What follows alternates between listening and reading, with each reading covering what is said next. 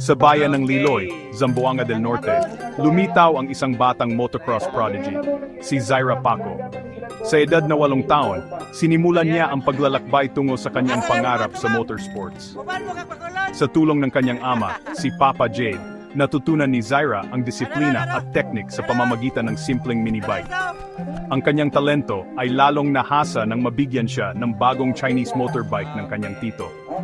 Sa araw-araw na pag-ensayo, hinasa ni Zaira ang bawat liko at bilis sa track. Hindi nagtagal, kinilala siya bilang ang batang kampeon, nanalo sa iba't ibang kompetisyon.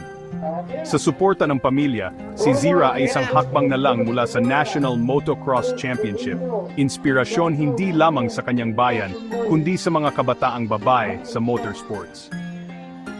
Ngunit hindi rito natatapos ang pangarap niya. Balang araw, nais ni Zaira maging isang international motocross racer at magtayo ng Motocross Academy para sa kabataan. Si Zaira Paco, ang batang may puso at pangarap, dala ang bandila ng Pilipinas sa mundo ng motocross.